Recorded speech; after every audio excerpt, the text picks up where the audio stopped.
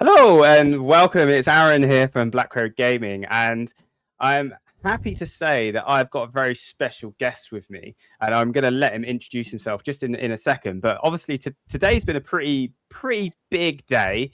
We're at the end of the detachment of Grotmus. We've had the balanced data slate. We've had a bunch of points, and there's apparently been some meaningful changes to the hobby. But we're gonna get into that. We're gonna talk about we will talk about that. But first, I'm gonna let my special guest introduce himself. Go and take it away, mate. Hi guys, Louis Ballington here. I am a 40k player on the London scene and part of Team Mind Goblins. Pleasure to be on this podcast talking about the slate with all of you. So I feel like you've undersold yourself here a little bit, Lou. Look, right, I'm gonna do a point. Not only is he part of the Mind Goblins team, Mind Goblins team last year was the highest ranking team in the UK. Yeah, we were. Yeah, Yeah, past 2 years actually. Past 2 years. yeah. See, there Um, we go. There we go. Back to back UKTC team tournament wins last year. ITTs last year as well. Yeah, we're a good team. We've got some great players. And we're looking to kick on this year, sorry, and win this season as well. So yeah, that's what we're focusing on. You've also got a team full of international players as well, like yourself. You've gone through the Team England international process as well. I have, yes. I was part of the Team England 16 last year. Didn't make the final eight, unfortunately, but we've got Alex Fowler, who did go to WTC, obviously, played really, really well on Thousand Suns there. We've got Struan Robertson, who is a mainstay of Team Scotland now. Went to WTC on his Thousand Suns as well, now playing Eldari, who and they've both recently joined us. And we've got those players plus others in contention for spots on WTC teams this year as well. So we've definitely got some pedigree in the roster there. Yeah, you've done really well. And if you want to follow what these guys are doing, please make sure to hit them up on Instagram or Facebook. If not, if you're in the Team England Discord, they tend to live in there as well, lurking, looking for games as well on TTS. I know, Lou. We've had the opportunity to play a couple times, and we've both had in those both games we've had interesting moments in the game where I've been thrown under the bus not once but twice. Yeah, I did. The first time we played was at Home Nations, where you were playing with Team Scotland, and you were standing in for a teammate, and I was on Custodes.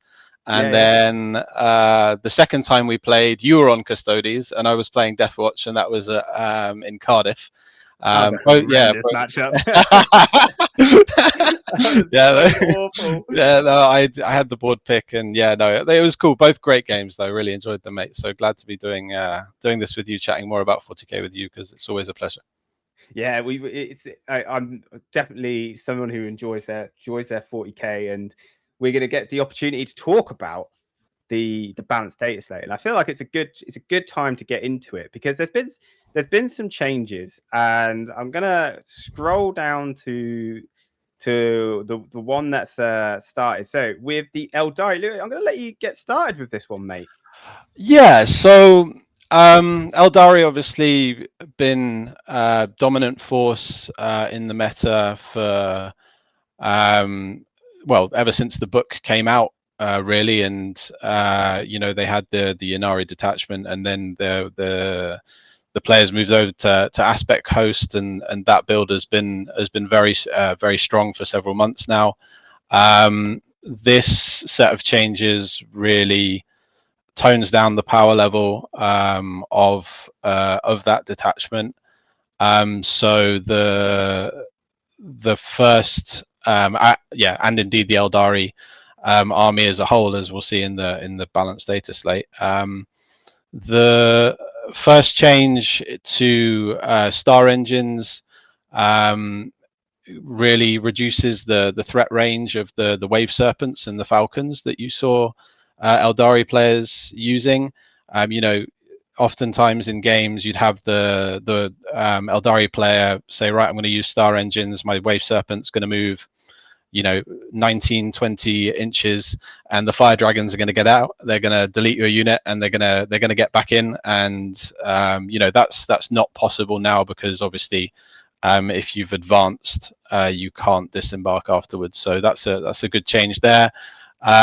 Second nerf really to this combo is in the with the Skyborn Sanctuary stratagem, which was the strat that allowed the Eldari players' models to get back in the Wave Serpent or the Falcon after it moved. Now they have to be eligible to fight in order to re-embark, which limits the Eldari players' ability to zoom across the board. Do you know what it does? Do you know what it does limit? Know what its limits? Fire dragon bullshit. Yes, it does. Yeah, you've got the Fuegan and the fire dragons that and they're still good. They're still good. They are still good. They are still very, very good. But this really reduces the uninteractivity of the army when you're playing against it. Like the Eldari player hits you and you're not able to retaliate. It's a lot more. You can play around it a lot more as an opponent if they don't have the ability to do that. So I think that the change to agile maneuvers, the Star Engine, and I think the change to Skyborn Sanctuary are both excellent. And it's more of the same when we look at the Fire and Fade strat. It's restricting the Eldari players' ability to play a game where you hit them or where they hit you, in a meaningful way, and you can't interact back. So that's going to reduce the power of the army a lot, and I'm really glad that they've done that, because it was a real headache as a Space Marine player, as a Custodes player, to try and play against that. It's like, all right, you're gonna hit me first, you're gonna delete one of my key units, and there's not much I can do in return. So no, great changes. The second change on this page for Eldari is the Aspect Shrine token change, which was the flips. So Aspect warriors, 5 mans get 1 token and 10 mans get 2 tokens, and they allow the Eldari player obviously to flip the dice to a 6, whether I think it's a hit roll, wound roll, or damage roll during any given activation. And you could often see this abused on characters like Fuegan, who had a sustain 2 profile on his melter.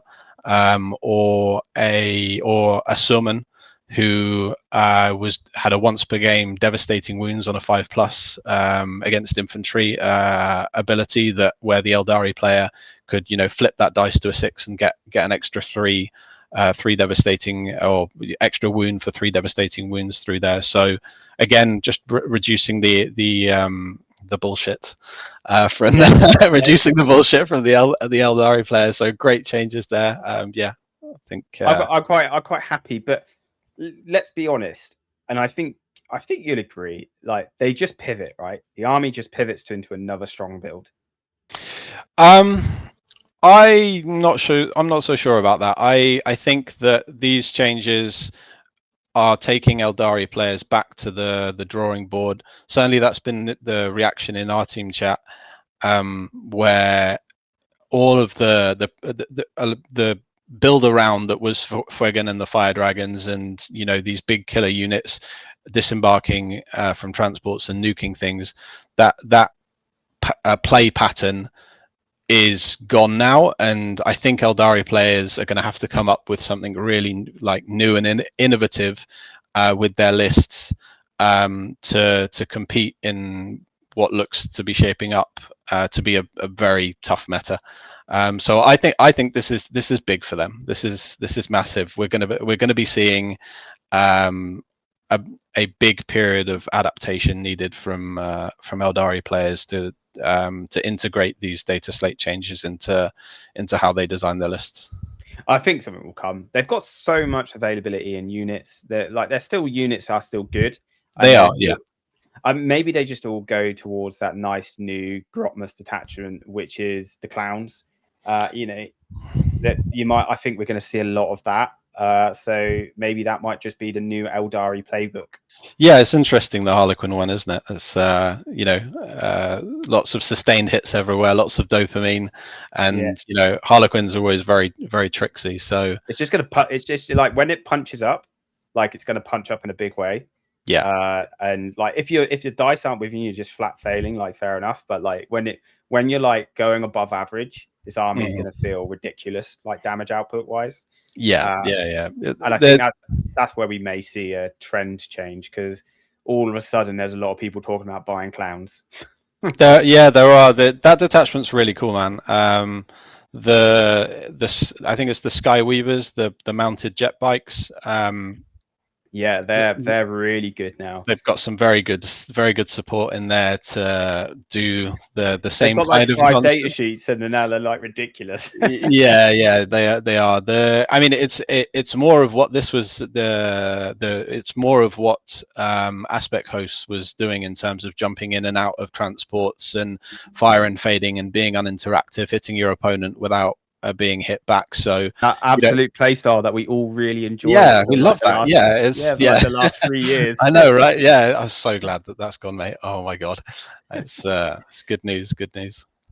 So let's go on to the next sort of meaningful changes, which is, I think the first one we're going to see is Space Marines, because there's not been a lot of changes, has there? There has not in terms of rules. In terms of points, there's a few more, but I think that reflects the fact that the game has been in a pretty good state for the past 3 months since the last balanced data slate. There have been several armies that have been above the curve, but there's been nothing that's been obnoxious to the point of it just crushes everything before it. So I think not too many changes is probably right. Okay, we're on to Thousand Suns. My god. All right. So the changes here are not so much to Thousand Suns rules, but the profiles for Kairos Fateweaver, Lord of Change, and the Lord of Change. Their focus switch fire, so the Infernal Gateway for Kairos and Bolt of Change for the Lord of Change, has gone from D3 damage to flat 3. That is massive. Very good. It is complete. It completely changes the unit's ability to do damage consistently, particularly into elite 3 wound infantry. You're now one tapping a 3 wound elite infantry, for example, like a Chosen or a Custodian Guard, for every failed save, as opposed to rolling a D3 and only killing it 33% of the time. So it does a lot for the damage efficiency of both of those data sheets. And on top of that, the Rod of Sorcery, I believe, has gained 6 inches of range. It used to be 12. It's now 18. So like Kairos, Fateweaver, and Lord of Change looking really, really hot. And I think at the Prestige event that was held as part of the national team selection process for England, Scotland, and I think Ireland, but not sure. A couple of weeks back, there were a few Scintillating Legion lists that were popping around where there was Kairos and multiple Lords of Change being played, and that army's just got a flat buff. So very, very scary. We'll have to see if that makes its way out into the wider meta. I think we are gonna see it. All of a sudden, there's gonna be a lot of people with demons. Yeah. Maybe before they delete this faction, they just needed to sell more of the big birds. Probably, yeah. I'll have 2 chickens, please. Yeah. I've just rage baited every demon player in the country. Yeah. Where are the Space Marines on here? Let's just go back up. I'm not sure if they had any changes in the data slate side of things. In the Munitorum Field Manual, that's what they definitely did see some changes, but I think we've hit the 2 main ones on the head there, with Eldari and the Lord of Lord of Change and Kairos changes. Right, let's go to. So we're just going to do a quick switcheroo. There we go.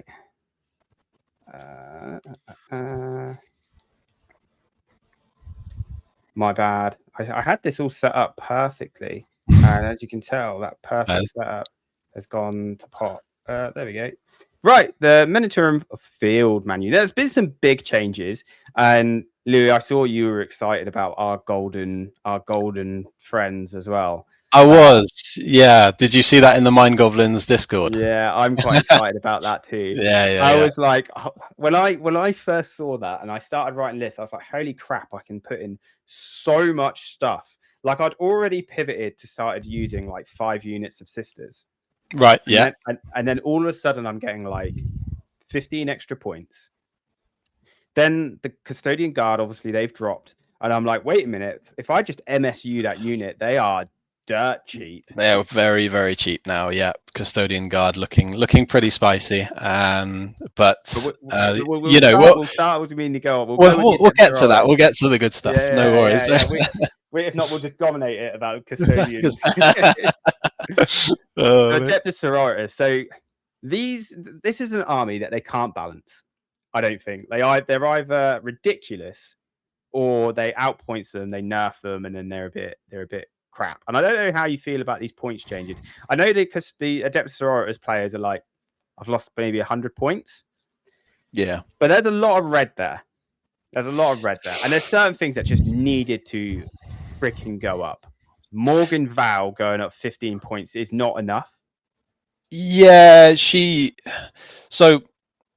obscene for what she does. To go through these one by one, the Canoness, I am not super familiar with her, so I couldn't tell you why she needed to go up. I think a few Sisters players took her as a jockey for it's not a jockey, a holder for a few enhancements and a few of the detachments. I think the one that springs to mind is, I think it's in Hallowed Martyrs, extra D3 extra miracle dice when she dies, and then she gets back up and she gets you more miracle dice. And she's also got I don't think she was played that widely though, was she really? Not super widely, but she's also got, I think she's the one with the 2-up invuln once per game. So yeah, there's some power there. I'm not super familiar with it, but I trust the powers that be at GW that they've seen something that's not quite right there, so that's gone up. The Sacrosancts, you started seeing them in Hallowed Martyrs and Champions of Faith, and they were paired with the Hospitaller that's also gone up. Have you played against that, Arron? Yeah, they just won't die. They just won't die. Yeah. no. You go into it and there's like 30 of them across the middle objectives, just like tangoing the whole thing, and you kind of just like, okay, this is going to take me ages because they've got feel no pain, they've got invulnerable saves, and they can be brought back to life, and they actually hit okay. Yeah, they hit pretty hard actually. I think there's strat support definitely there to increase the damage, and yeah, as you say, they're very obnoxious to kill if you don't have the right profiles to deal with them. And you know, I think many a game against the Sisters player has been lost when somebody went out thinking they could take it, and then there's 3 Sacrosancts left alive at the end of their activation, and then the Sisters player reses a bunch and takes the objective back, and all of a sudden the game starts snowballing away from you.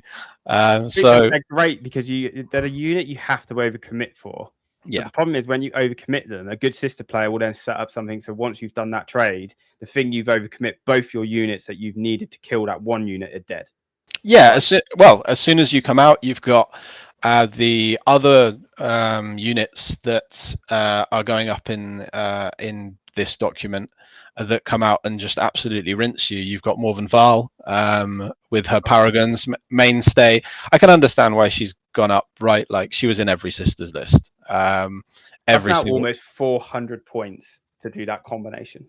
Yes, but it's so good, and you're probably still going to see the Sisters players. I mean, you get rerolls all to hit, reroll all to wound. Like you exchange a miracle dice to give them extra attacks. That unit is bullshit. I'd love a unit like that. Yeah, no, I'd take a Morven and some Paragons and I pretty much hate it. any army.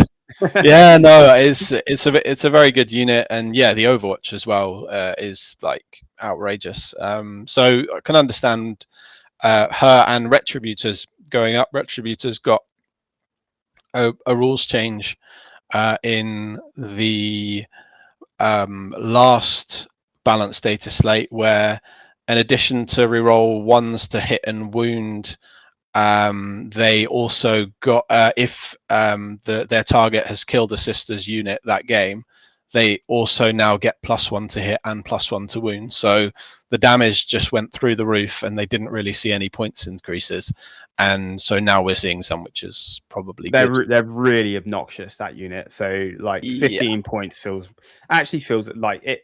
I don't know if it's still. I think you're still going to see them. They're still just obnoxiously good, but maybe who knows if they'll go up. It just feels like the +1 to hit, +1 to wound. It breaks the unit because it's just melters in your face, and they're just ridiculous. Yeah. Definitely no. Especially in like Bringers of Flame, for example, you saw them. They went to strength 10. They're so good at killing. They were everything. Yeah, everything in the game. Like everything in the game without an invulnerable save, and even if you had one, like you failed a save, and the Sisters player uses a 6, you take 8 damage. Like it's a lot of damage coming from that unit. So very glad that they've gone up. And the last one is is Sanctifiers, the kill team. This went, I think, under the radar for a little bit because they're obnoxious as well. They're really annoying to get rid of. It's all the flamers, and then they've got a random guy with precision. They just tie you up. They're just existing again, annoyingly existing, and they come back to life as well. And it's just like. And I played them recently. I had a recent practice game into the Sisters because I was like, okay, I've got a GT coming up. I need to understand this because there's like 4 or 5 Sisters players going. So I was like, I need to make sure I get the reps into this. And I'm just like, got my win, but I'm still like sitting there being like, oh man, this could go bad real quick. Yeah. I think the power of that unit when you go second against it, and it get the rhino that it's in gets to scout, and then the Sanctifiers get out and they can use a miracle dice on the advance, or they can get right into your staging and immediately move block, immediately kill your chaff unit that you've got ready to do area denial turn 1, and then threaten to kill whatever chaff you put out the next turn via an Overwatch. Via Overwatch, they killed 2 Thunderwolf cavalry. Yeah, I was just like, not really okay, is it? No, I was like, what the hell just happened? Yeah, no, that's they're a good unit and deserved points increase. Do we think this is going to impact the system meta massively? Are they still S tier, A tier? They're still a good army, but they're just gonna have less stuff now. I think that the amount of stuff they had before was too much. So if you look at your average Sisters list, they're probably losing like a unit and a bit. So it's gonna knock the power level in terms of where the faction sits in the overall meta. We'll have to wait and see, I guess. But the sister. Or what I will say is, Sisters needed a tap, and this is a tap. They'll have 1 or 2 units less in their lists that already had too many. Right, we're going to move on. We're going to move on to one of our favorite factions. Yes, a joint love we have here. Now, this is only green, which means only drops along. Only good things. Only good things. So we'll talk quickly about the Alaris. The Alaris going down in points, for me, I love it.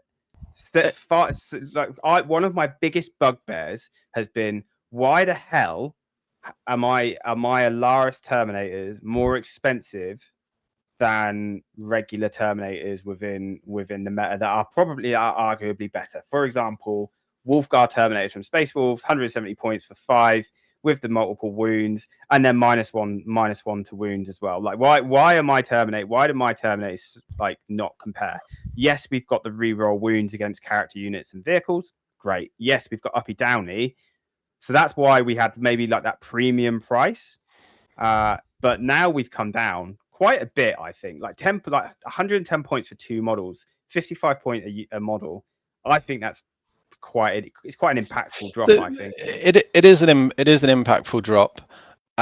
If I'm being brutally honest, I don't think we're going to see the Alara. We're not going to see the Alaris that much because of the points drop of the unit below them, the Custodian Guard. If you compare like points per model across both units, you're looking at 55 points a model for an Alaris Terminator that does essentially the same damage as a Custodian Guard, and the Custodian Guard is what 150 points 37 and a half one model. 37 a weird number. Yeah, it's 150 divided by 4, 37 and a half per guy versus 55 per guy for the Alaris.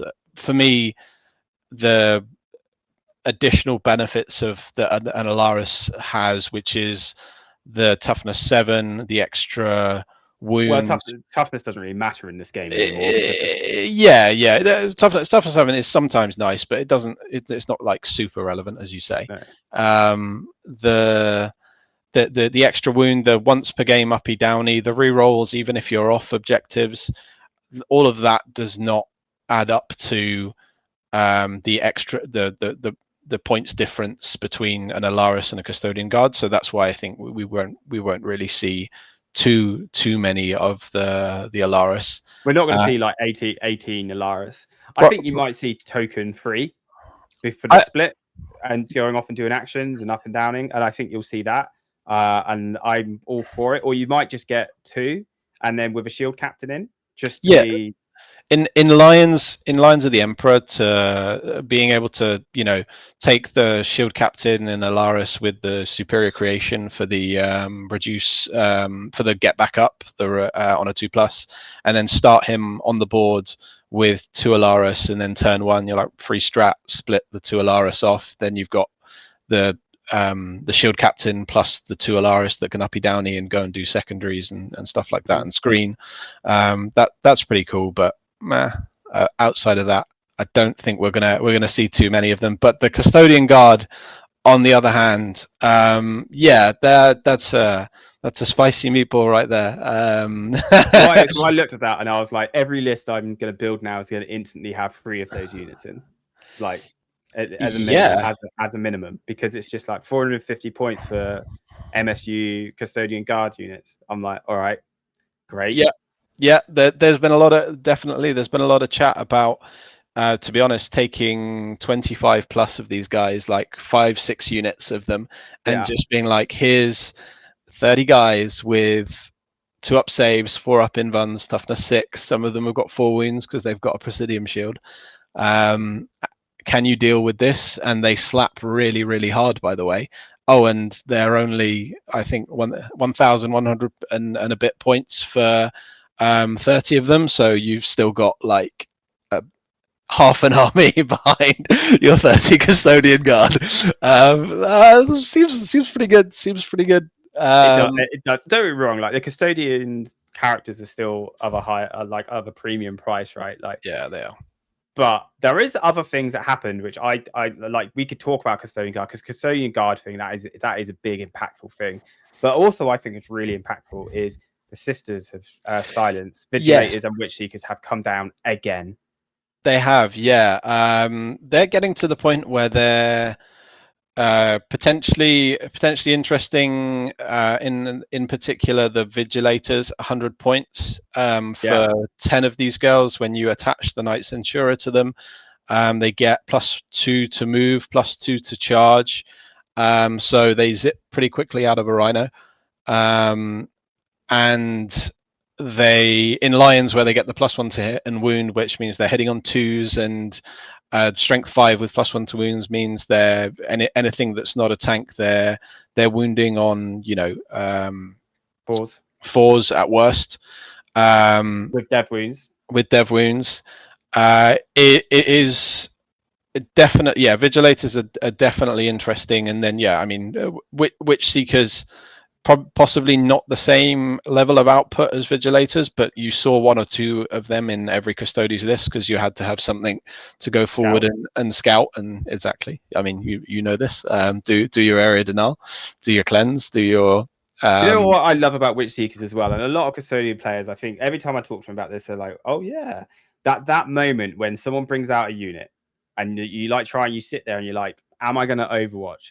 And they're bringing out a unit to come do like an action or come take the point off you, and you're like, absolutely, you should Overwatch, because the chance of them failing that battle shock every now and then, it just comes in massive clutch, and then they've got to bring out a second unit to come do the exact same thing, which they've already committed one. And then you're like, okay, cool. So you've committed these 2 units here. I can now come out and deal with it. And I love it. It works quite regularly. And I just love how annoying Witch Seekers are, especially with like small chaff units as well. They are good. They do clear other single wound units pretty good.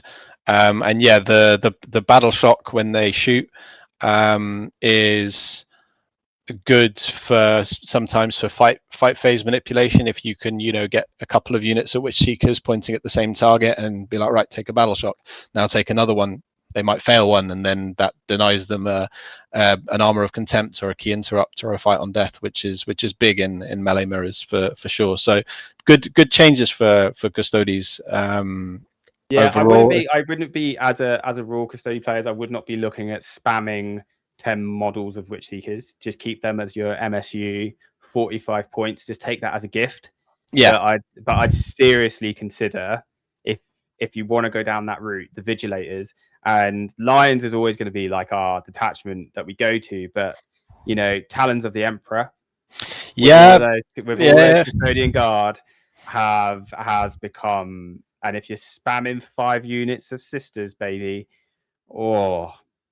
yeah, Talons is interesting. There's a strat for extra strength, extra AP for Witch Seekers in that detachment. So the Flamer goes to strength 5, AP 1, damage 1, which, you know, it could be relevant in against some armies, and also you know, they've the double reactive move. It could be quite funny with a unit of custodian guard and a 10-man unit of sisters, where you just like switch the positions of them on the board. And right now you're fighting the custodian guard and the sisters are hiding, or now my sisters are completely screening the custodian guard. The funniest strat in Talons is legit the funniest strat. I know the way. Go on, say it. It's the one where you spend 1 CP to force your opponent to shoot their shit weapons at your custodian guard. Yes, yeah. All your bolters are going into my 2-up save, guys. Sorry, you're not going to kill the sisters today, mate. Apologies. Yeah, the Talons has got a lot of potential. Shield Host is great. Lions is great. I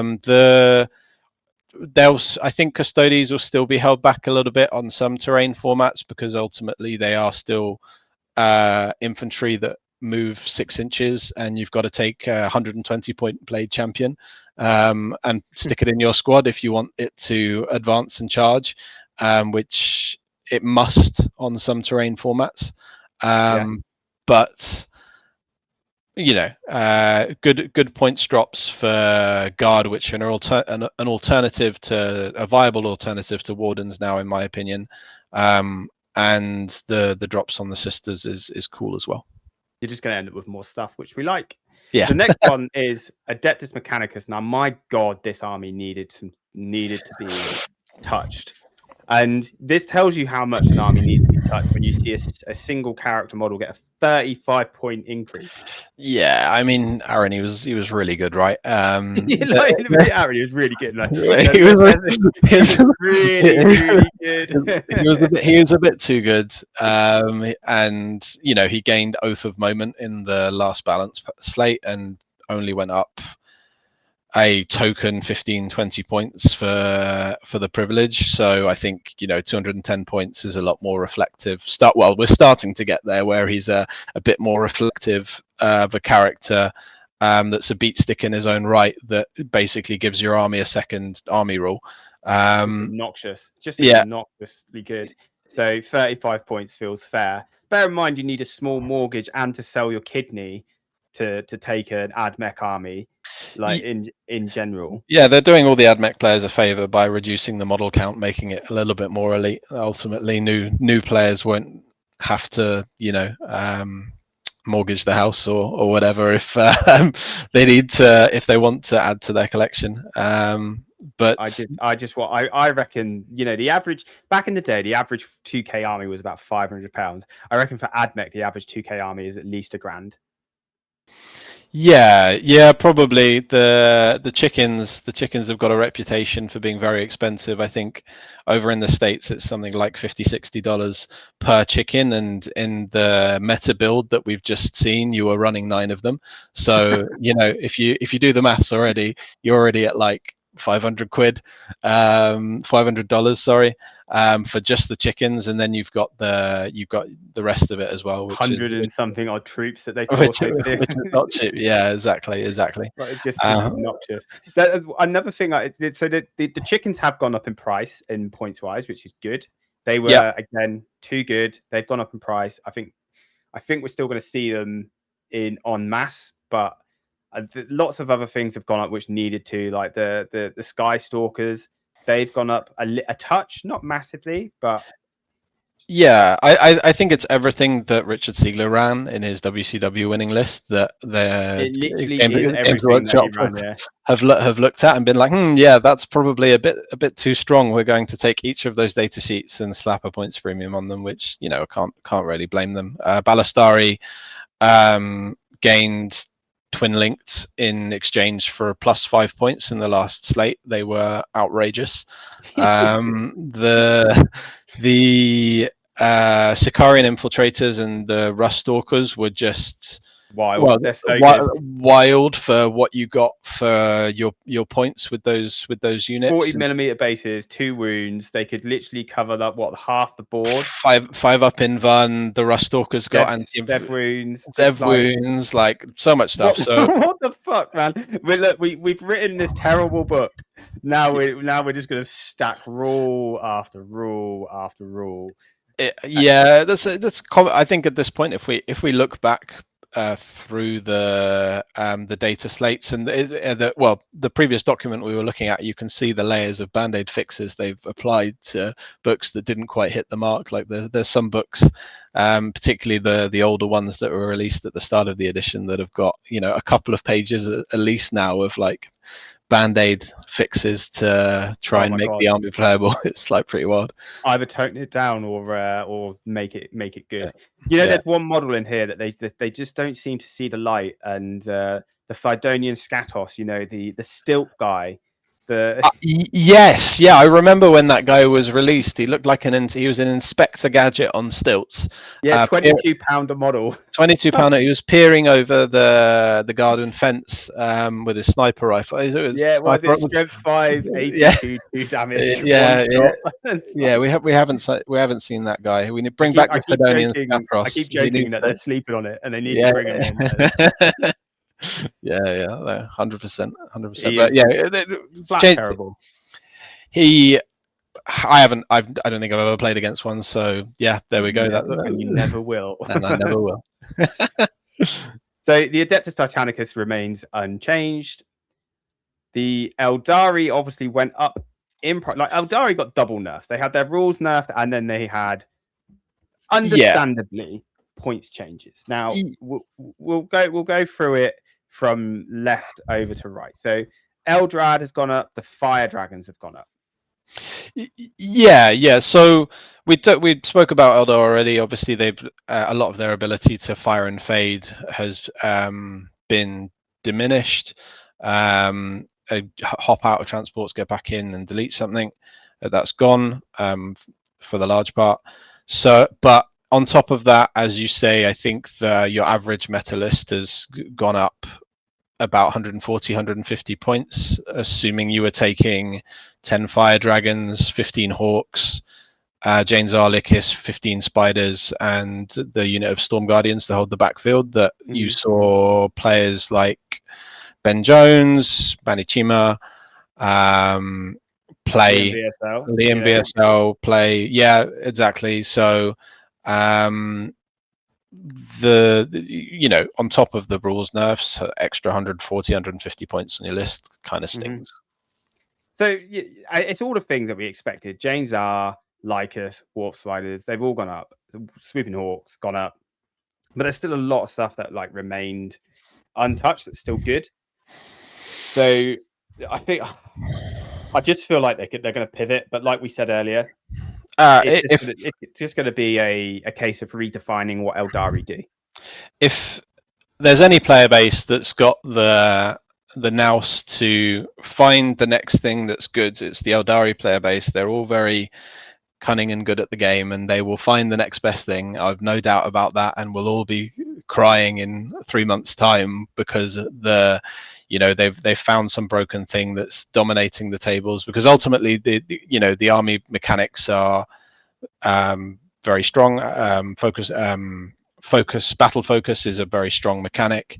A lot of the data sheets are very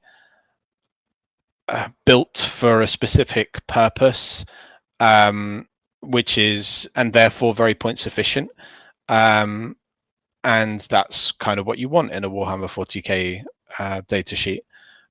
So yeah, there's plenty. There's still some spice in there that I'm sure Eldari players will find. We mentioned the Serpent's Brood detachment, that came out. Howling Banshees haven't been touched. Dark Reapers haven't been touched. Striking Scorpions haven't been touched. These were all good models that were also seeing play in lists. So maybe the pathway for the Eldari player is to cut down on the number of hawks and warp spiders and instead run a few more banshees and a few more striking scorpions. We'll see. We'll see what comes. So Astra Militarum got no changes, which is they need to. Well, I don't know. The new Grizzled Veterans detachment looks pretty good. But that detachment, before we get into that detachment just needs some keywords added to it, and then it'll be fine. In what sense? In what sense? Well, the fact that you can just do multiple orders to fucking everything, it needs to be infantry locked. And because on what planet are we referring to Lehman? Sorry, not Lehman Russ tanks or the Rogel Dawn. Rogel Dawns as grizzled. Yeah. I mean, they've got a grizzled veteran crew. They've got an experienced crew and experienced commander. They're veterans of the campaign. They get to reroll their ones. And then are you secretly an Astra Militarum player? I'm not. But I am looking very jealously at that detachment because I think it's got. They'll be one of the up and comers in the meta that we're about to go into with that detachment, which really complements a lot of the data sheets that we've seen that we've previously seen were strong in Astra Militarum. Bulgrin, Rogel Dawns, Kassakin. I think Atlian Rough Riders are definitely one to watch out for as well. There's some good stuff in there. Bit of spice in there. Yeah, we'll no doubt see where that's going to land. So Codex Black Templar, they only had a couple changes, and I think these needed to happen. Like Emperor's Champion going up 10 points made sense. Castellan going up made sense. They've had some stuff come down, which I don't think that's that impactful. But the thing that has gone up that is impactful, the Repulsor Executioner. needed to go up? Yeah, for sure. So what's interesting about the changes is that the Repex and the Castellan both gave or had innate hit rerolls, and obviously Black Templars lost access to Oath of the Moment when they had their Codex supplement. So what you often saw Black Templar players doing was taking Grimaldus, who gave his unit rerolls, 3 Castellans that all gave their units rerolls, and 2 Repulsor Executioners, which had rerolls as long as you were near a Black Templar's unit. Or Adeptus Astartes unit. So it was like it was gross, and it was like the army didn't lose Oath, and on top of that, they got the buff to their melee weapons with the vows. So they've, the Castellans and the Repexes were too cheap. So for what they gave, so I think it makes sense that both of those go up. But at the same time, I'm sitting here like, but Black Templars, they weren't like, if good players played Black Templars, they'd do well, and they'd achieve high placings at tournaments. But they weren't really breaking open the meta and having people whine and scream and complain about them. So yeah, on one hand, I'm like, yeah, these data sheets are a bit too good and probably deserve to go up. But on the other hand, everybody's allowed to have something that's a bit good, right? And this was Black Templars bit good units. I said they're still good. They're not like I just think they've been pointed probably correctly. I don't think they've been outpriced. I think they're just probably right now. Like they're not going to lose loads. They'll probably lose a unit to continue the same build, which is fine. I think one less unit is probably all right. Yeah, the Blood Angels hasn't changed. Oh, Sanguinor. Don't forget the Sanguinor. But the Sanguinor did come down in 10 points. Yeah, cool. I mean, you'll still only see him in Angelic Inheritors where he gets the reroll ones. Other than that, you probably won't really see him. So cool. Good for the Sanguinor. It's a cool model. Yeah, it is a cool model. Not big on that. The Chaos Demons has had some changes. It's all that big stuff that has typically been either decreased or increased. Yeah, so the Kairos and the Lord of Change points going up makes sense because they just gain damage 3 on all of their ranged their Rod of Sorcery attacks.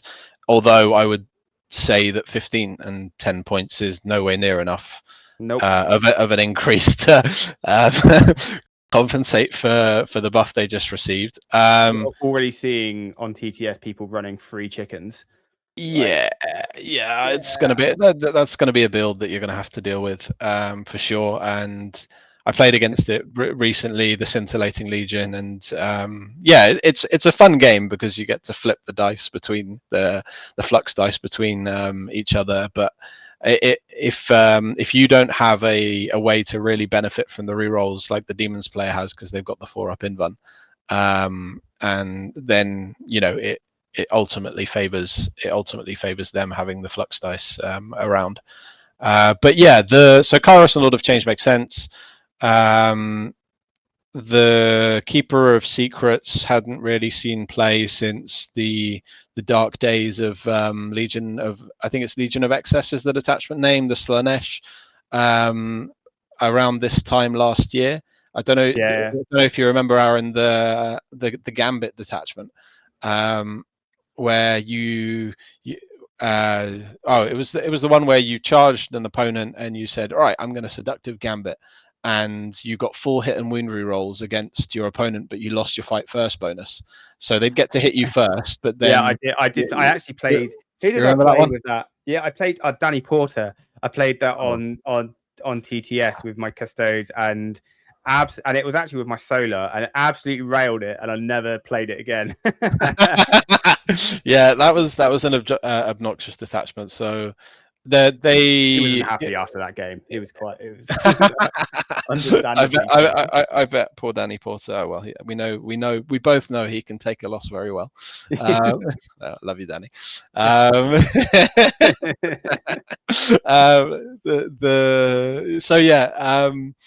you haven't really seen them since those days, so them coming down, cool. Maybe we'll see them a bit more. Rotigus went up. He was, I guess, starting to see some more play. He's got an ability that increases damage on. I think Yeah. is it damage on one unit? Again, he's just obnoxious to get rid of as well. He just basically sits on an objective and just lives there. Yeah. And speaking of obnoxious, you've got, if you scroll down to the enhancements, you've got the endless gift. Yeah. That has gone Went down by 15 points. Went down by 15 points, but has gone from a 4-up Fino Pain to a 5-up Fino Pain, which is probably it. Well, I'm not exactly sure how the maths works out there, but I would imagine that a 5-up Fino Pain is significantly easier to take down than something with a 4-up Fino Pain, especially across that many wounds and behind a 4-up Invuln that Great Unclean one had. So that's probably a healthy change, because that guy was a dick. Pretty much. Yeah. Miserable to play against. He was. Yeah, he was. More. Exactly. So we'll go down to Chaos Knights. Thank God the spoiler has gone up, because that was just. I didn't mind playing against that build. What I minded about playing that build was having to sit there forever whilst I rolled all the dice. Yeah, the 36 shots per Gatling disc spoiler. It was all right. Can I borrow some of your dice, please, mate? And then he got sustained, and it's I can have a few more. It was. I mean, the spoiler was just like the auto pick choice. Of course, and you'd see people take 2 of them, right? You'd see people take 3 of them, Aaron. It was like they're ridiculous. Just be there all day. Start the list with 3 despoilers, take a few carnivores and a few huntsmen, and then finish it off with some beasts of Nurgle and some Nurglings. It was like dull as all hell. So I'm glad they've done that and decreased the points on a few of the other Chaos Knights to encourage some build diversity. Agreed. That I don't think Chaos Knights weren't setting the world afire, but that was just a build that I used to just find tedious more than anything. In teams, so often you'd see Chaos Knights on their roster, and you'd be like, all right, okay, I know what's first defending.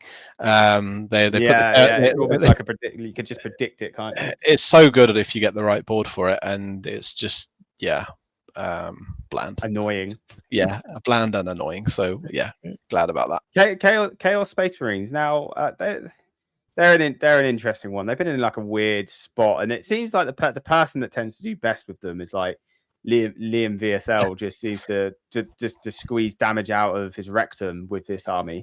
But they've not really. I don't know how impactful a Forge Fiend dropping by 10 points and a Chaos Lord dropping by 10 points really is to the army overall. And Fabius Bar was obviously gone up by 15 points, which I think makes sense. But other than that, it doesn't come across to me as anything.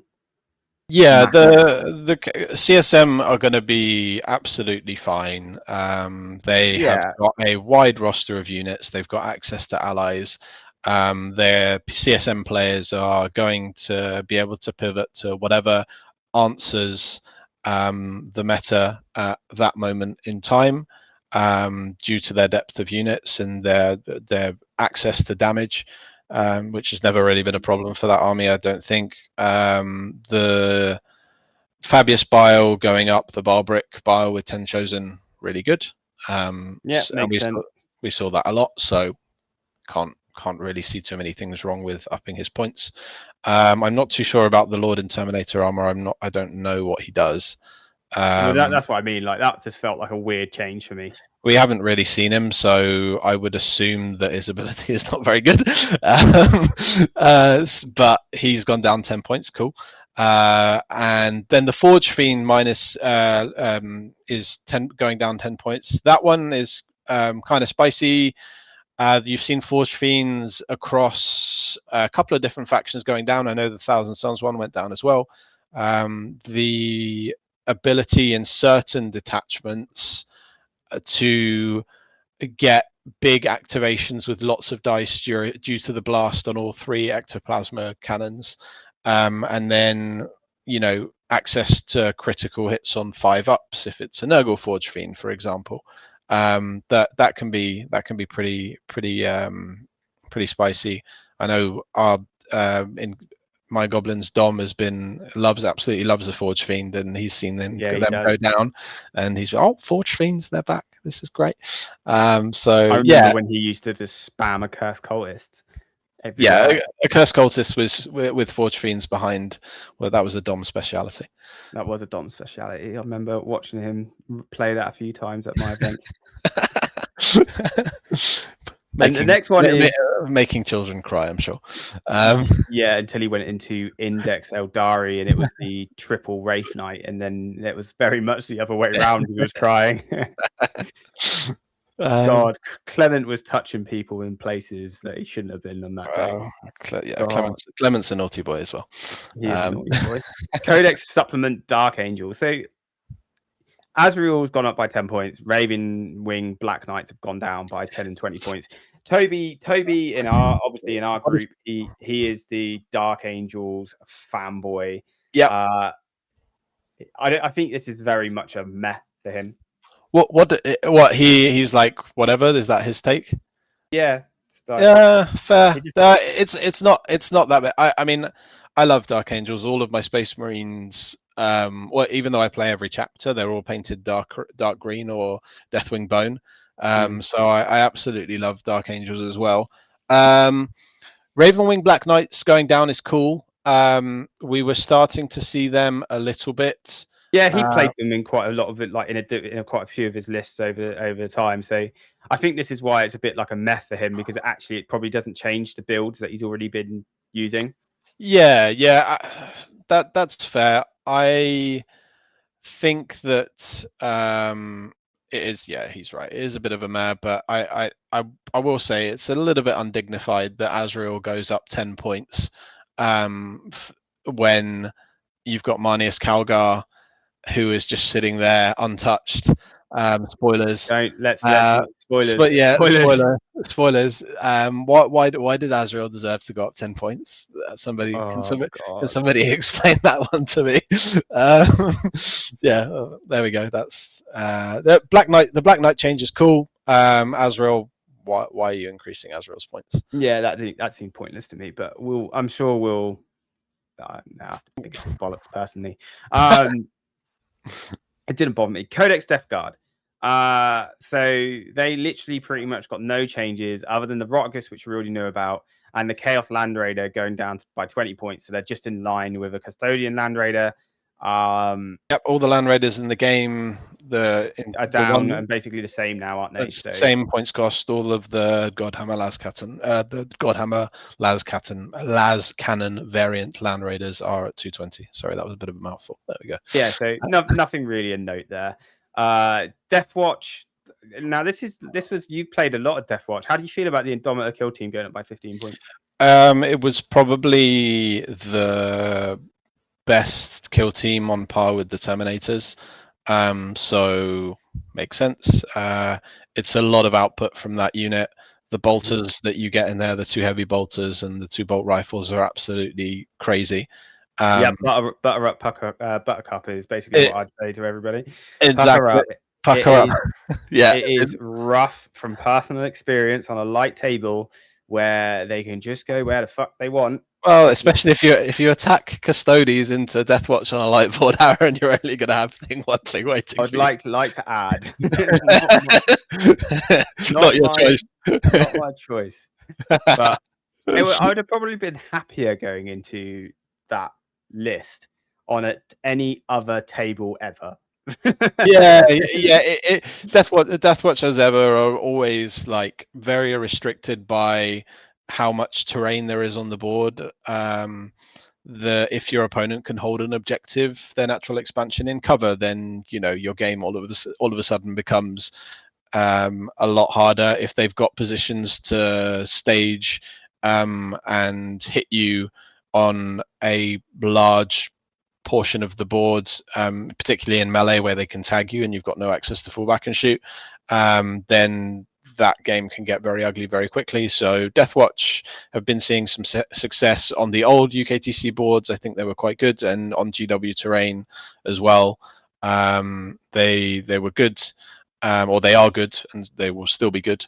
But yeah, the Indomitor kill team went down 20 in the last slate. I think, and when going back up 15 now, fair enough. It was one of the better ones.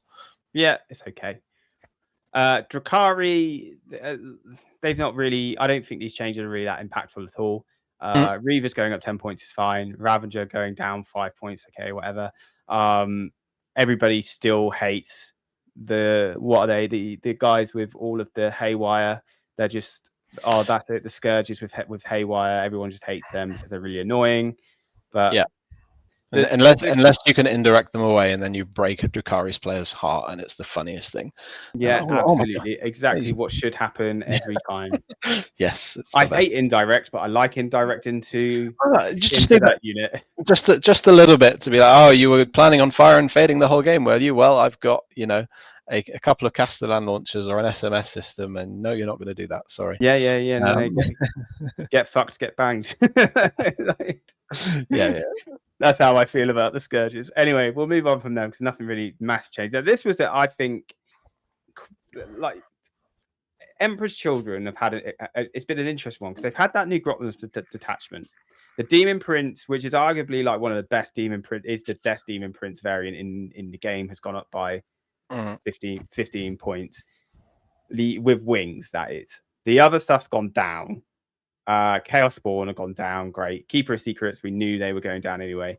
How do you feel? Do you feel like this is a big impact to the army? These units go down, like Chaos Terminators. I didn't even realize they had Chaos Terminator. Access to Chaos Terminators. The Terminators, I believe, the datasheet rule is not very good. So, I mean, if they're going down, then as long as they're not pointed where the body is the two up save, 4 up invuln body is not pointed so that it's spammable, I think we probably still won't see them. I don't know if 155 points hits that break point Makes or it not. worth it, yeah. Makes them worth it or not, but don't know. This Chaos Spawn I've heard good things about in terms of I think they've got a reactive move, which is pretty nice. Best rule in the game, in my opinion. Reactive move. Yeah, it's a good rule to have, especially in the context of you're probably going to have to drop a Lord Exultant and Infractor squad to fit your third Demon Prince in now, because you're not dropping the Demon Princes. They are amazing. You're just going to find a way to build the list with 3 of them in still and drop other stuff. So maybe the switch that Emperor's Children players do is they drop one of their Infractor and Exultant packages for a Chaos Spawn in order to make up the points there. Maybe it's another change, but the list, the meta list has been poured over by many good players, and it's pretty well established at this point that Demon Princes with wings are good, and you don't really want to drop them at all. So you're probably not gonna. You'll probably still see builds with 3 of them, and then the rest of the list built around that. 3 of them, 3 Noise Marines, and then go from there. Yeah, pretty much. No, I don't think it's that impactful. Gene Stealer Colts didn't change. That's good. I don't know anything about them, so we don't have to talk about them. That's great. Well, thankfully, we don't have to. No. You know what? Unless it's the thing is, there's only 2 players that are really like. I know people who play Gene Stealer Colts always, and they do well with them. I don't really know what they do. I know that they come back to life, and I know if Tom Lohman or if Innes Wilson is playing them, I've basically insta lost. Yeah, they definitely got a element of you don't see many of them, and therefore you don't have the reps into them, and therefore when you face them on the table for the first time, it's hard to integrate the information dump that the GSC player gives you before the start of the game, and then you're like, oh yes, you could do this, and then all of a sudden you're dead. So yeah, they'll always have that going for them. Same as AdMech, where it's a high barrier to entry army from a hobby perspective, so you don't see many of them, and therefore you don't really know the rules that much. No, this is true. Grey Knights have gone down. Purgation Squad and Inceptor Squad. It's fine. Is it impactful? Great. Ed Watts is probably going to be very happy because I think he was running something Nah, like. man, he's painting Harlequins, isn't he? He, is he on that now? Has he jumped onto that? Yeah. He changes doesn't armies surprise like he changes his underwear, mate. he does. But anything that makes Space Marine bodies more spammable, especially this one. And I'm thinking in particular about his ITT list where he just spammed loads of troops. Where he just spammed loads of troops, and that was typical Ed list. So I'm sure he's looking at this being like, oh, I can fit another squad in. That's great. Codex Imperial Aliens might as well not exist. It just doesn't get touched. They hate it. I don't know why. Why even produce it if you're not going to actually support it? In my opinion, it's I agree. What are they doing with that? Massive waste. It's so sad because people actually went out and built this army because they thought it was cool, and they've just not supported it, and I think that's really sad. Yeah, it is. That's my opinion. Not that anyone from Games Workshop is going to watch it, but still, I think it was sad. Imperial Knights just all went down by 10 points. Just all their big knights have gone down by 10 points. The Crusader, Defender, Errant, Gallant, Warden. I still don't think Imperial Knights are particularly good, even with this 10 points decrease across the board, because that's just my opinion. I think they're really underexplored. I mean, the book came out and everybody was not. It had already been nerfed before it came out. The Valor Strike movement nonsense. I think we both saw the diagram of that somebody made on UKTC terrain where they could see your whole DZ, the three big knights on turn one. And that got nerfed like almost. So they nipped that in the bud. Then the momentum, I assume, for the player base just completely dropped off a cliff. I know Rhys Darville is currently playing Astra Militarum, and he's like top ranked UK Knights player. So that just goes tells you everything. Tells you everything you need to know, exactly. If he's pivoting when he's pretty dedicated to it, I get it. Yeah. Leagues of Votann, they had quite a few changes, like I wonder if this is now going to sneak up and be really good, because they've had like Sagittars have gone down a little. Carl went down. Ironkin, Steeljacks have gone down. I wonder if these are going to be impactful changes or not.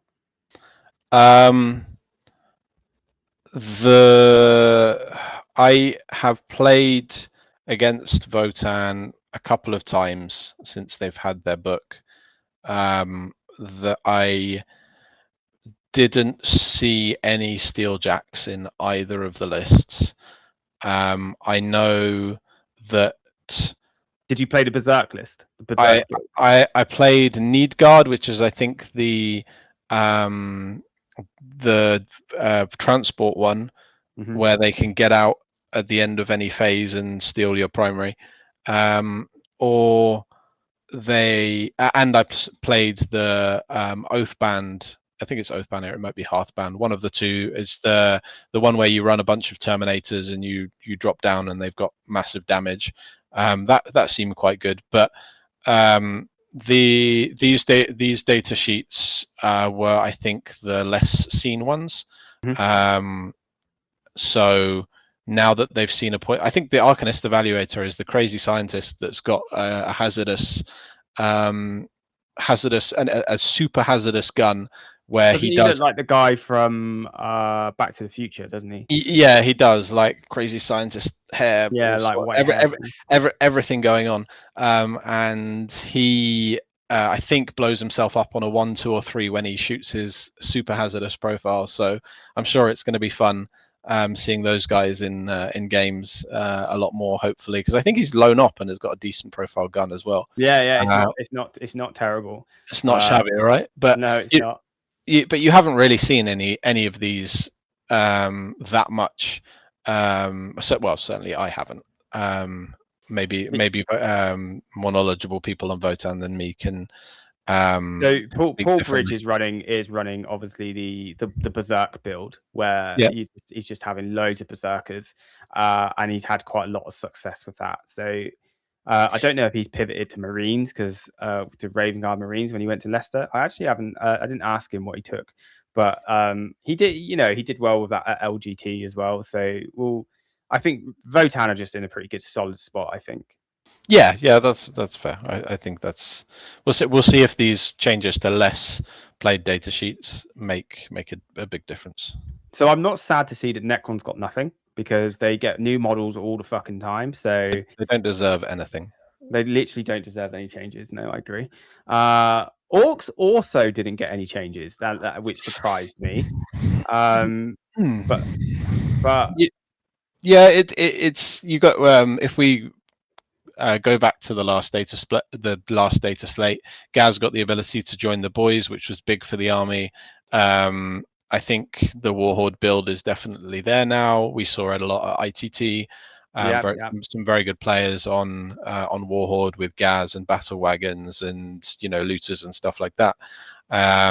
So that build is good. It's viable. It hasn't broken anything, so I'm not surprised they haven't changed anything. No, I think they're probably just fine, aren't they? Codex Space Marines. Oh. Oh. Right. Yeah. Let's. This is. I don't know if I can do this with that. It's just made. It's not really made any real fucking difference. Not really. Yeah. So look. If we skip to the headline, Victrix Honor Guards have gone up by 30 points for six, and they have gone down by 10 points for 3. You will still see the 6-man units because the Blood Surge and the reactive move, that the cornerstones of that data sheet as how they function, are still a lot better on 6-man units. Mm-hmm. The points change is not anywhere near enough to meaningfully impact the lists that are built around abusing their abilities. I think what you will most likely see now is people pivoting to the list that runs 2 squads with a bit more shooting, and Gilliman. Those data sheets are still very much not okay when you put them in a unit with Marneus Calgar in Gravis armor and with Uriel Ventris. They're still extremely obnoxious. They're still extremely strong. They are still going to be one of the best, if not the best, probably the best. I'll go out on a limb, say that this is probably going to be the meta menace for the next 3 months. Yeah, I think so. Go on. Yeah, it's having played it a fair amount when they were cheaper.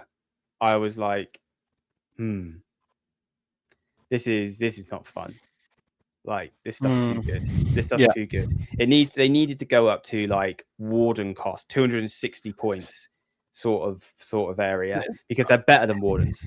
They with the rules support and strat support, they are better than Wardens. I agree with you. And I was like, okay, I think that this is where they would head. Like 260 would be reasonable for them.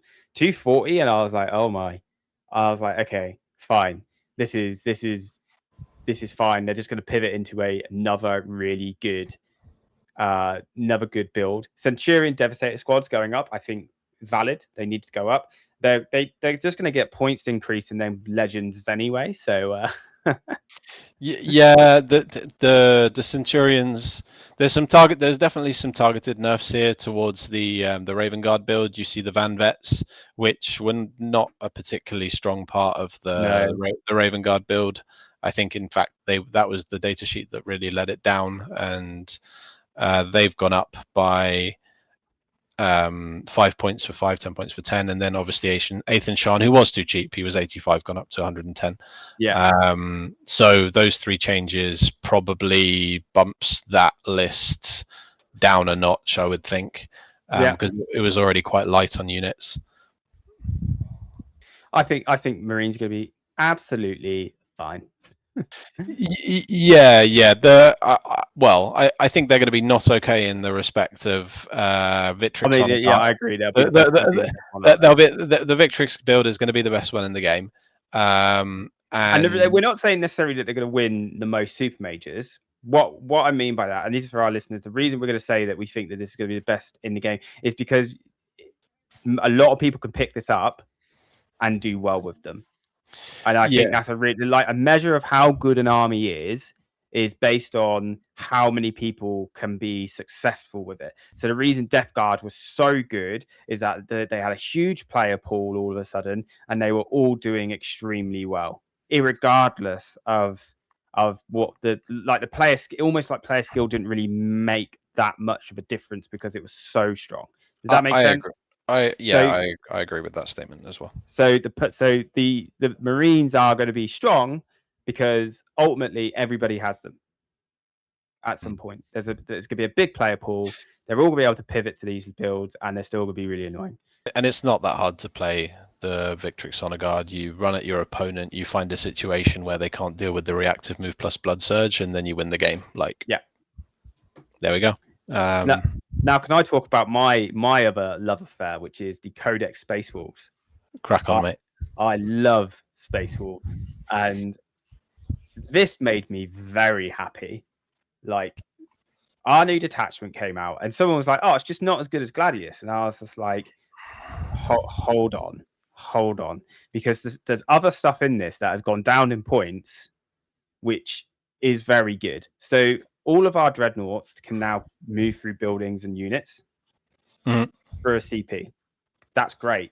Yeah, and I think the Thunderwolves, right? And the Thunderwolves. Yeah, very good. What makes them really stand out as well is that they all the dreadnoughts went down in points. Murderfang, the Venerable Dread that gives you +1 to your advance, +1 to your charge, went to 130 points. That's a unit that moves 8, has a 2-up, 4-up, has 5 attacks at strength 10, D6 +1 damage, AP2, and you can give him sustained or lethal. Yeah.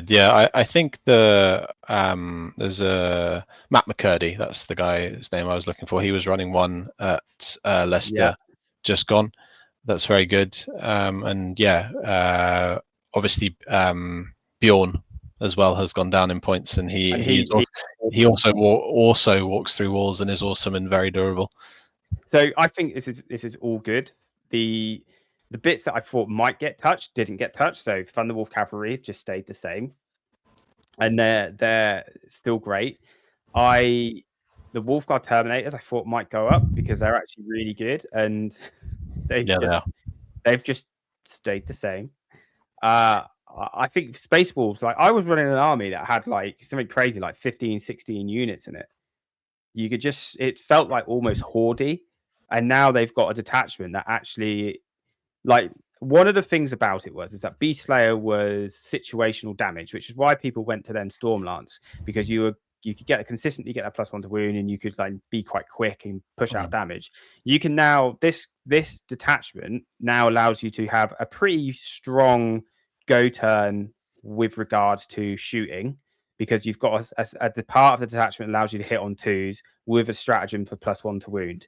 So if you're thinking those Inceptors coming in turn 1, 6 inches away, like there's all of a sudden builds here where you're going to be able to alpha strike the crap out of people. It's got some really good damage increase. It's got really good ability to increase the army's damage through the 2 is it sagas, or I can't remember what they're called. Yeah, two basically are like sagas. One you're a bit met on, like the being able to reroll your advance and charges. You're like, okay, whatever. But the other stuff, like, it's good. It's super good. And Logan being allowed you to just pick it again, and and then being able to attach a Terminator captain, which you should have been able to do from the beginning, into a unit of Terminators as well. Yeah, that's good. Space Wolves, I was very happy to see this, and I was already having quite some good success recently with my Space Wolves, beating the Victrix list, beating other bit like the AdMech builds, and they'll get the space, sisters. I was like, yeah, this is good. This is feeling good. Like all these units, having loads of them, and then I was like, okay, there's a chance this could all go up in points. And then it didn't change, and I was like, okay, this is good. I think it's good. I think it's internal balancing, because last slate we did see the Thunder Wolves go up, and I think we also did the Wolfen with shields also go up. That might have been just So the Wolfen didn't change. It was the Blood Claws went up for 20 instead of 285 points, which is a lot. That went up. And I was like, okay, that's fine. And I think Arjak went up because he used to be like 95 points or something crazy like that. So, like, understandable. They've gone up and they're still like good. The Grey Hunters have come down by 15 points. Like Vanguard Tactics was saying that they're like sleeper super good. I still think they're 3 OC each, right? And they get extra shots on their bolters. Is that correct? Yeah, they've got assault bolters and they get rerolls to wound on objectives. Okay. But there's still like other stuff that is just good. Like most things that you're hitting on the objectives are probably going to die from the other stuff that you use. So I was just like, okay, I was a bit. What do you think of the Wolf Scouts? Okay, so I wanted to get onto these. These guys are insane. Yeah. So I used them the other day against Theo, and and I said to him, I was like, "Look, man, the Wolf Scouts. I'm not gonna lie to you. They could probably kill a medium-sized vehicle in one active, like through their activation." And he was just like, "Yeah, whatever." So I got that opportunity to do it. So I moved forward. I used the dog because the dog's got the keyword to throw the grenade. So I moved that for 10. The dog threw a fucking grenade, did 4 mortal wounds, shot him with my pistols, did my thunderclap, did some more wounds, charged it. Then on a 2-up, I got the haywire mine off. Extra 2d3. Yeah, did some more mortal wounds, and then it had 1 wound left that I killed it in combat. And then because he had put both ballistas next to each other, I then was like piling and just piled into the second ballistas. They are so good. Scout 7, infiltrate, plasma everywhere, good in combat. They're so good. Was Theo playing Victrix Guard by any chance? Yeah, he took like 20 of them. Yeah, he wasn't happy. He wasn't happy when he lost that game. Yeah, he did. But the Wolf Scouts, man, I love them. You take them as 5. You don't bother with the 12. I think that's too much. You just take them as 5, and you just be super annoying with them. And you just like, if someone doesn't know what they do, and then you catch a tank out. Catch a tank off guard, and you like all of a sudden you've just massively traded up with this like 105 point unit that's just blown up like a key piece of long range. It's really funny.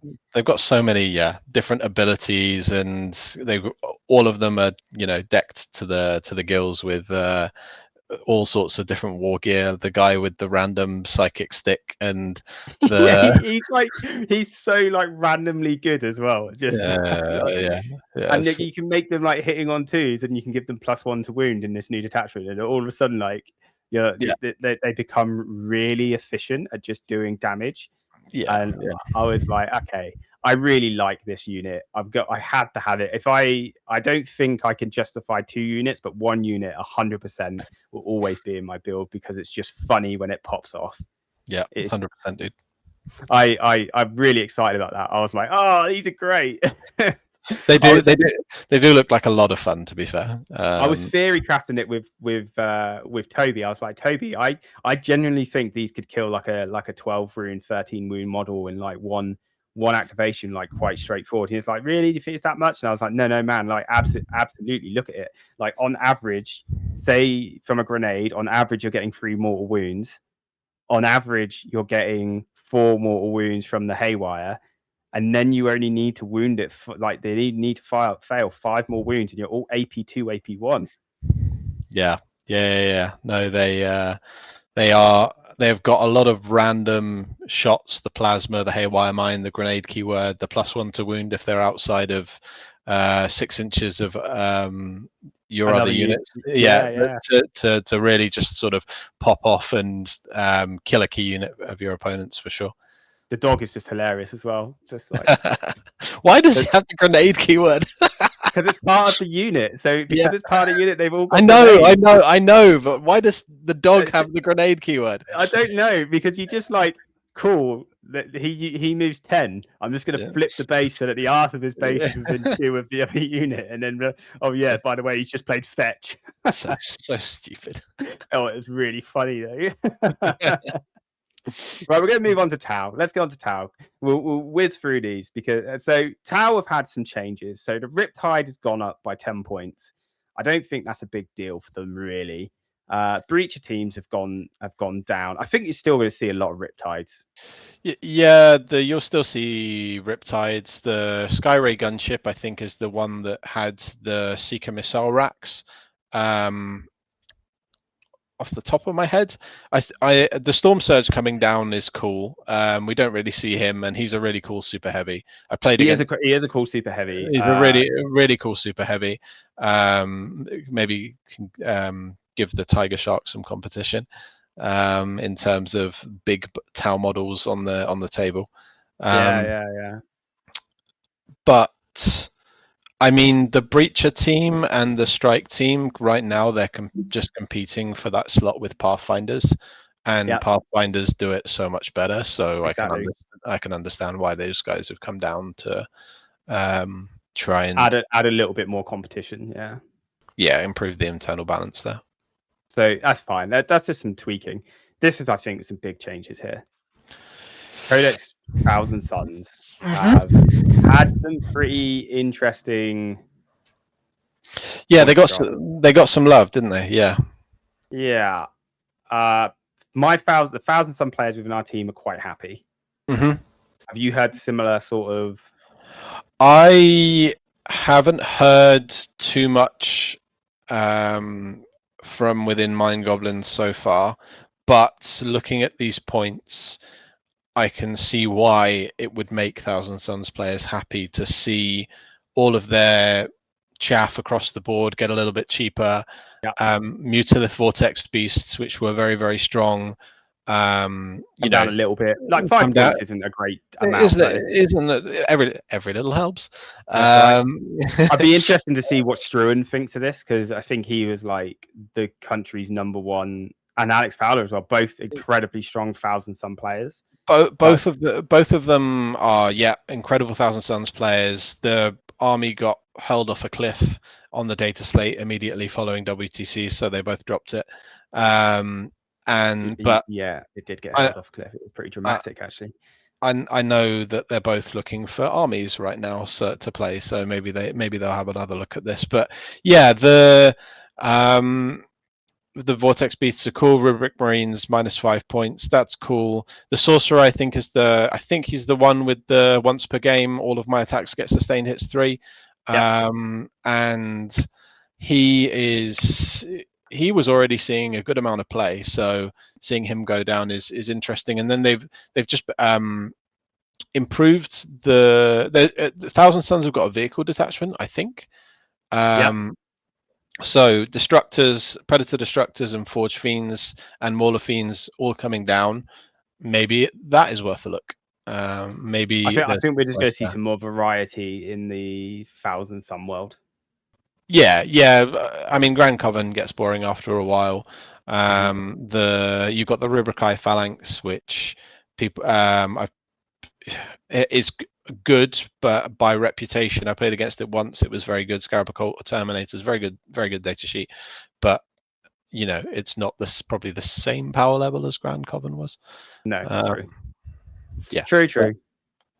These good changes. I mean, we weren't seeing Thousand Suns anywhere. They were completely out of the meta, didn't have the power levels, so hopefully this brings them back into contention a little bit. I think so. Codex Tyranids, they've had only a couple small change. I mean, Carnifex is coming down by 25 points is quite a lot, I think, but I didn't see that many Carnifexes. Do you know what I have seen recently, which was really cool? Some guy came to an event and he took 6 Norns, and it was quite possibly the coolest thing I've ever seen. Yeah, if you can't kill Norns, that sounds horrifying to play against, because they all stand on their objectives with Feel No Pains, right? That's their thing. interesting teams list there. He brought it in, and I was just like, I don't know how good this is, but you've got Norns coming out of a pipe. You've got Norns doing X, Y, and Z. Like this guy was like a guy who had seen the Norns and got a little bit like horny for it, and just Norn or Norny, and it was just loads of them, and I was just You like, this said is it, not great. me, mate. Yeah. Uh, It was just all over it, and I'm for it. Like it was cool. But other than that, they haven't really had that. Like, it's just 2 units. Screamer Killer went down 10 points. Carnifexes went down. You used to see the old unit of Carnifexes with old One Eye, and he could Yep. join them and lead the two Carnifexes. Maybe that's. I'm not sure if his data sheet Still viable. is still viable, has changed at all. Maybe we'll see that again. That was the OG Blood Surge threat, I think. It was the OG Blood Surge, yeah, and it was cool as well. Yeah, it was. Yeah, they used to heal wounds and stuff like that. Yeah, the only problem with them is that they're just a nightmare to get around the board. Yeah, on that size basis. So we're on to World Eaters now. I haven't Sam in Black Crow, who is the very much known to be the World Eaters guy. Yeah, I don't think he's not really. I haven't really seen him say anything yet, but I haven't been on my phone for a while. But I don't think he's. I don't know if he's that bothered. I don't know. I haven't heard. I haven't seen him say anything about it. This seems like a light touch. I mean, the army is still going to be good. It will still be very terrain dependent, and Slaughterbound, you were seeing more and more of them because people were realizing that just for the body by himself, the Slaughterbound was great, and the Berserker Glaive guy, if you put him in a unit of Exalted 8-bound, could get to some crazy damage levels into some targets. Angron, I'm actually sad to see him go down, because I wish they'd just rewrite his data sheet so that we saw him again. He's just flat bad now. He doesn't deserve it for such a cool model. Easily, probably the coolest looking Demon Primarch, and he's just. Yeah, he just needs a data sheet rewrite. Like, if they keep there's not enough data slates until the end of the edition to cut his points to the point where he'll be viable. So in the next one, please change his data sheet rules and point him at somewhere around the 360, 370 point mark, where a Demon Primarch should be, and let everybody enjoy using him for the last part of the edition, he's a centerpiece model, and they should get centerpiece rules. Yeah, exactly. 100%. And that's how I feel about it. Like, you pay a premium in points to have them. Every army should have a high premium centerpiece army model. Yeah, every single army should have one. Very much like how they do it in AOS. I think that you should just then decide if you want to pay that premium to take it or not. Just because I think that's what makes it cool. And I think we're onto the legend side of things. So I think we've gone through them all now. Fantastic. Okay, well, what are your? We've done good. Yeah, we've already said that the Space Marines are going to be top of the meta. I 100% agree with you. I think it's going to be Space Marines. I'll be interested to see where our Eldari lie, because I don't think they're out of the game yet. I think Sisters are still going to be very, very good. And I think, Imperial Guard, man, are going to be so obnoxious. I think, the immediate winners for me, if we look at the slate and the field manual and the new detachments combined, are Imperial Guards, definitely. Chaos Demons, the chicken change is big. I think that Space Marines Victrix got away super lightly, and everybody's going to pay the price for that for the next 3 months, unfortunately. I think the Blood Angels, their new detachment, is genuinely quite interesting, so they look good. On the less good side, I think Admech and Sisters, whilst they've taken points nerfs, heavy points nerfs, there are both of the armies in their current the current builds are still viable. They're just going to have to adjust the exact unit composition within those lists. Eldari are gone. They are the current build has been The current build, yeah. The current build has been absolutely smashed to pieces, and it's going to be up to the Eldari players to find something new that is good and strong, which I'm sure there is. But surely it'll be bike spam, right? Maybe Shining Spears, yeah, Wind Riders, Wind Rider Host. Bike spam is very good. So yeah. No, I think you've got James from Dead Red Gaming, who was piloting Wind Rider Host for a long time, and got some decent results. So there's clearly something there, but we will see. We will see. They're going to have to find something new because the current build is dead. Yeah, the overall, I think it's a good slate.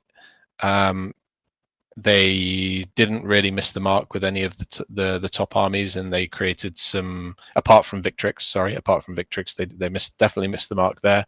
But they've not come out properly yet, have they? So they need to sell the boxes. Yeah, but I mean, everybody's got ways of obtaining Victrix Guard to play at events.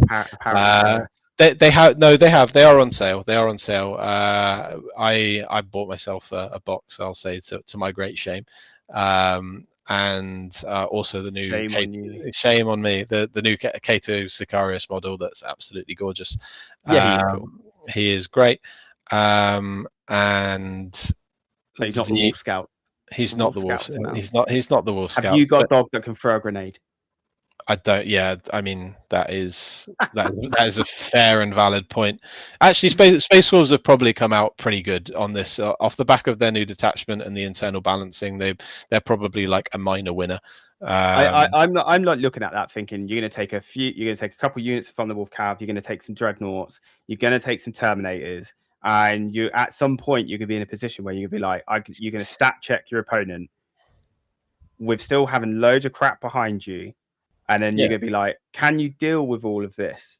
That is Space Wolves in a nutshell, right? That has been since the start of the edition. Well, I don't know about that. Like Thunderwolf Jail, that was like a jail.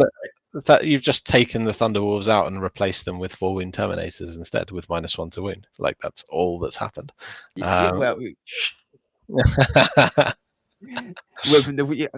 Don't get me started on the model quality, but yes, we've then walked away with obviously the best looking Terminators in the game. In my opinion, they are cool for sure. Yeah. I mean, the whole meta is we're probably only going to get one more balanced data slate before 11th. Maybe yes, yeah, that sounds about right. There's probably 6 months away. The 6 months away, yeah, we'll only get one slate before 11th. So June, July. So it is either going to be. I don't think we're going to get any more detachments in that time. I don't think there's going to be another data slate. I'd be very surprised if we get anything. I think we're just going to get models, and then it's just going to be the wild build up to 11th. Yeah. Will it just be 10.5? Let's find out. We'll see, won't we? I think the game is fine right now. I hope they don't change too much. You're just like sitting there secretly. Please don't balls it up. Can we not have another beginning of 10th? Like 10th at the beginning was just wild. Also, I just don't want to have to learn all the rules again. I've spent the last 3 years learning the rules. Leave me alone. Last 2 years learning the rules. Leave me alone. I just enjoy. Just don't change it too much and make us all relearn stuff, please. Oh man, I've been in Warhammer for a long time and gone through like multiple different editions, and every single time they've changed an edition, there's been like some wild, weird change, and I still miss the days of having the scatter dice and having the scatter dice template, which you can still play in obviously Heresy, and then watching it go like hilariously wrong. Yeah. And so I stopped playing just at the end of 4th edition, I think, before restarting at the beginning of at the end of mid 9th edition. And the old scatter dice and the templates, the blast templates, were still in use then, and that was definitely fun times. Where it rolled, but the big blast template from your Vindicator rolled back onto your own guys. That was a lot of fun. Oh man, back in the days of the old D weapon. Oh. Yeah. But anyway, look, we'll wrap it up because we've really gone through it. We've kind of gone through it with like a fine tooth comb as well, which is good because actually it's good that we're able to really chew the fat and have a talk about this. And ultimately, we're two players that are attending events regularly enough, playing in teams where we're kind of seeing these conversations a lot, and it's good to be able to kind of. I feel sometimes you can give one opinion, but you want to try and get like a collective opinion on this of like what is the general what is the public really saying about these. And it's good to have like another person from another largest team with lots of people talking on SLATE Day, because it is quite exciting. It is the most exciting part, isn't it, when we get SLATE every quarter and everyone's like really excited. Everybody's buzzing. 100%. The ideas go flying everywhere. You get some hot takes, you get some good takes, you get some bad takes. Typically, when something's really good when there's like a big buzz of excitement around certain detachments that have dropped. And I especially knew this was particularly good with Imperial Guard when I saw Naz running it like almost instantly. So I was like, okay. Yeah, that the Imperial Guard are going to be a problem. Sure. Well, we'll see. Look, mate, it's been great having you on, and I hope you've enjoyed Thanks for having me. I have, yeah, absolutely. Take it easy, everybody. Take it easy.